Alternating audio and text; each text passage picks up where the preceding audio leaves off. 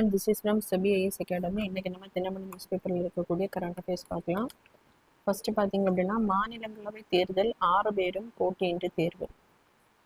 So இந்த topic பார்த்தீங்கன்னா group 1 main syllabus paper 3 பாலிட்டியில் ராஜ்யசபாவில் வந்து கவர் ஆகும். இப்போ மாநிலங்களை வந்து பிரதிநிதித்துவம் படுத்துவதற்காக இருக்கக்கூடிய அமைப்பு தான் ராஜ்யசபா. நம்ம பாராளுமன்றத்தில் இருக்கக்கூடிய அந்த அப்பர் ஹவுஸ் ஒன்று சொல்லக்கூடிய ராஜ்யசபா. ஸோ இதனுடைய அந்த ப்ரொவிஷன்ஸ் எல்லாமே நம்ம கான்ஸ்டியூஷனில் ஆர்டிகிள் 80 வந்து சொல்லப்பட்டிருக்கு. அதாவது இந்த ராஜ்யசபாவில் அதிகப்படியாக எத்தனை மெம்பர்ஸ் இருக்கலாம் அப்படின்னு பார்த்தீங்க அப்படின்னா 250 மெம்பர்ஸ் வந்து இருக்கலாம். அதுலேயுமே 238 மெம்பர்ஸ் வந்து எலெக்ஷன் பேசிஸில், அதாவது ஸ்டேட்லேருந்து இன்டைரக்ட் எலெக்ஷன் பேசிஸில் வந்து செலக்ட் பண்ணப்படுவாங்க. அதே மாதிரி 12 பேரை பார்த்தீங்கன்னா நார்மலாக பிரசிடென்ட் தான் நாமினேஷன் வந்து பண்ணுவாங்க.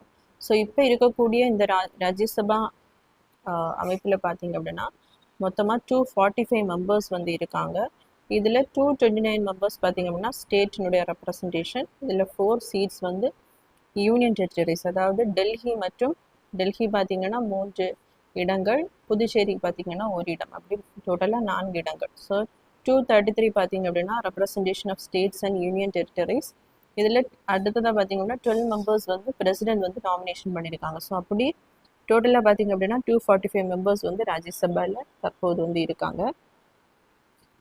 இந்த 233 மெம்பர்ஸில் பார்த்தீங்கன்னா அதுவும் ஸ்டேட்ஸில் 229 சீட்ஸில் தமிழ்நாடுக்கு இருக்கக்கூடிய இடங்கள் வந்து 18 இடங்கள்.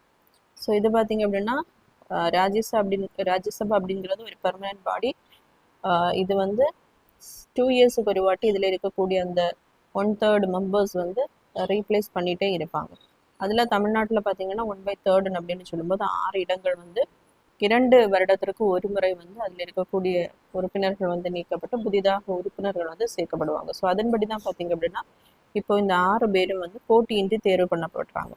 ஸோ எதன் அடிப்படையில் அப்படின்னு பார்க்கும்போது இந்த ராஜ்யசபா மெம்பர்ஸை வந்து ஸ்டேட்லேருந்து இன்டைரக்ட் எலெக்ஷன் படி எலெக்ட் பண்ணி அனுப்பக்கூடியவங்க யார் அப்படின்னா ஸ்டேட்டில் இருக்கக்கூடிய அந்த எம்எல்ஏஸ். ஸோ நம்ம ஸ்டேட்டில் பார்த்திங்க அப்படின்னா டோட்டலாக 234 எம்எல்ஏஸ் வந்து இருக்காங்க.